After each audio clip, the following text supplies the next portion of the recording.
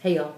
So I've gotten several emails lately asking me to talk about how to actually get accepted into a nursing program in the first place. So that's what this video is going to be about. Those of you that are already in a program, thumbs up, way to go. We'll catch you on the flip side in another video, okay? Meanwhile, understand from the get-go here that this is just my opinion and is certainly not intended to be the gospel.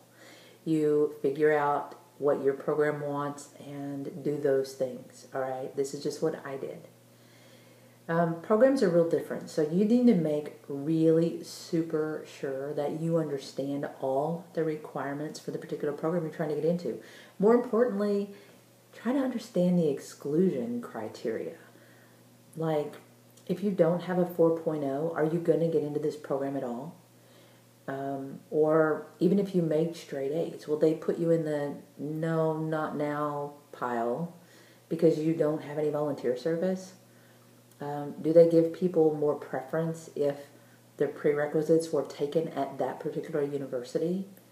Do they want you to have all the other stuff like English and speech and nutrition done before you get started? So, seriously, go to the office and meet with the advisor of the program. Ask them not, what is it that you want me to do to get in? Ask how the selection process goes. Figure out what the exclusion criteria is. So here's how it works, right? They get lots of applications that come in. Lots. They make little piles. Everyone that has prerequisites, taken the entrance exam with a certain score, has all of their immunizations, has their CPR, has volunteer service, pile A, boom. Now, I have 400 people in this pile, and I have 50 spots in my program. I need to exclude some people. First exclusion from my program, GPA. Is the GPA above 3.5? Yes. Next pile, no. Bye-bye. Next exclusion criteria. Do they have a score of 14 or better on their PSB entrance exam? Yes. These people go to the next pile. If not, bye-bye, you go to this pile. So you see what I'm saying? You need to understand what the exclusion criteria is, much more than just reading the website that says you need to have these things done, or what the acceptance criteria is, because they are two different things. And obviously when you have 400 people applying for 50 slots, you have to exclude people based on certain things. So that brings me to my second point. Your grades really matter. I know that lots of those websites say, hey, you only have to have a 2.5 or better. They're lying, all right? It's a politically correct way to put something on the website. You are not going to get into nursing school, especially if it's a competitive program, if you have C's. It just doesn't happen. So don't mess yourself over with that. So here's an example. In 2008, I took my biology class, which was a co-requisite for anatomy and physiology. I had biology back in 1985, but I decided to retake it, so I did that. My mom got super sick in that process, and we had to put her into hospice. She died that summer, the same summer I was taking my biology class, and I had already enrolled for A&P starting in the fall, and I was a hot mess. There was no way that I was going to be able to do well in that A&P program. So I dropped the class. Pretty bummed to have to drop it because I knew that that was going to put me off another semester. I also knew that if I didn't make an A in the class, then, I was going to be screwed. So it was important for me to be in a headspace where I could actually focus enough to try to make an A. Take your time, do it right. Don't try to take micro and A&P the same semester that you take, English and nutrition. You're not going to be able to take 15 hours, especially if you're working, right? You're going to need to remember all of that stuff from nursing school anyway. So just take the time. It's a much more awesome choice to make, to have it in your brain instead of memorizing it and dumping it. So here's another thing that I did. I actually studied for my entrance exam, as queer as that sounds. I knew that there was math there, and I knew that math was something I didn't like. And I didn't know exactly what kind of math was going to be there. Add, subtract, multiply, divide. That was all well and good. I can do that backwards. and in my sleep with my eyes closed, right? Algebra, geometry, oh, that's another story. And so I actually practiced algebra and geometry before I took the pretest, and I was pretty happy because they asked some of those geometry questions, believe it or not. And I was happy that I had done that. It helped me make a better score on the test. So it doesn't do any good to just wing it. If you know that, like me, you stink at math, or you're a bad speller and there's spelling there, figure out what's on the test and practice before you go, because it matters what grade or point value you get on that test. Okay, another thing that I did was that I made sure I had some volunteer service on my application. And the reason I did that was really not so much because they told me I had to.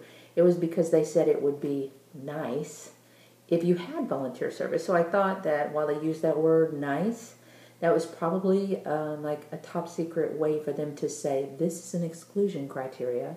At some point, if it's down to you and someone else and you have exactly the same number of points and there's one spot left in our program, we're going to give it to the person that has some volunteer service. And I wanted that person to be me. The other thing is, lots of hospitals will actually offer some nursing programs or some help to get you in. One of the hospitals here where I work, in the Texas area, they actually have a nursing program affiliated with one of the local colleges. I had no idea before I started volunteering there.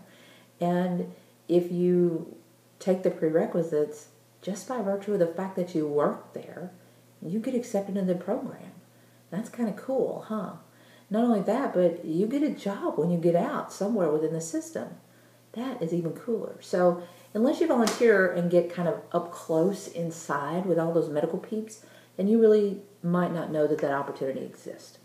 So probably like the most important thing that I can tell you is that you don't listen to other people telling you that this is impossible.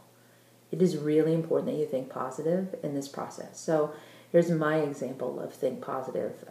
I was in the corporate world before I decided to go into nursing. It's a dream that I had from back when I was 20. And, you know, lots of people around me were kind of naysaying, like, why would I want to make that choice, you know, to go from a management position down to the bottom of the totem pole in nursing. And lots of people told me I would not ever get into a program because of my age. So, you know, I did what any well-meaning person would do. Thank you for your advice. Thank you for your concern. Thank you for your opinion. Bye-bye. I didn't listen to them. When I started taking that biology class, I actually sat in this one place where there was a picture on the wall that had all of the most recent graduating nurses in their picture. It was one of those composites, you know. And I would sit there and I would visualize myself being on that particular composite board, and I would just, you know, put myself there. When I would come into the college, I would walk up the stairs and past the skills lab, and I would see myself actually in that place.